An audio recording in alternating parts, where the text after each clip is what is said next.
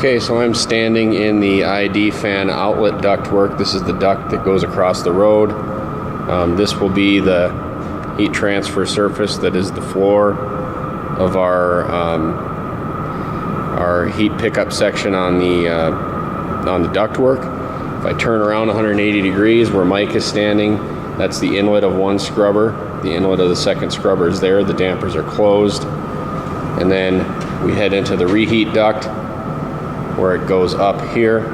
But the main thing I want to show here is I had a small coil test fabricated and put in a hurry in the last outage where I basically just cut apart some heaters. And I put some, this is an aluminum coil bank.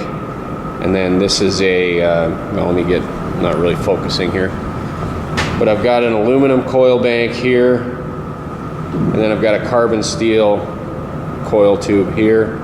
And what I did was I have a fan on the outside of the duct that circulated and recirced 220 degree air through this setup for a couple months, and I wanted to see if I could get some acid corrosion and also see how the fins would build up with ash, as the original reheat idea was to probably set some kind of coil inside the flue gas path here.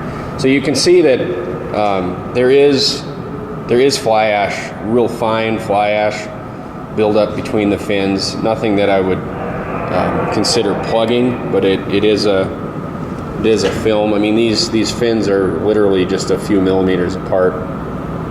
You can see that there is some ash there. I can't see any acid corrosion. I think that our acid dew point, you know, if we didn't have any fly ash or anything like that in the ash, might be around that 220 degree range, but I think with the ash in the gas, that buys us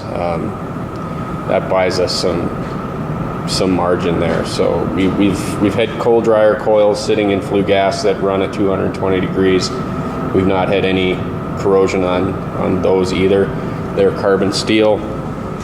This is these fins are almost an inch apart, but you can see there's no corrosion here either, just a thin film of ash. So anyway, I think that our acid dew point margin is going to be good because of the ash. I just wanted to kind of show you that, and I'll show you the fan once I get outside the duct here. So just a quick little test that I had put in last minute during the last outage last year.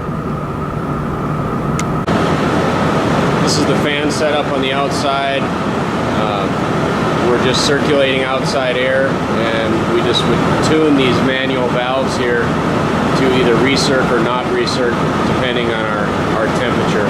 So we wanted to set an outlet temperature of about 220 degrees, so we just tune these valves and let it run. And we had the temperature transmitter tied into Honeywell so we could monitor it that way. So it seemed to work pretty well.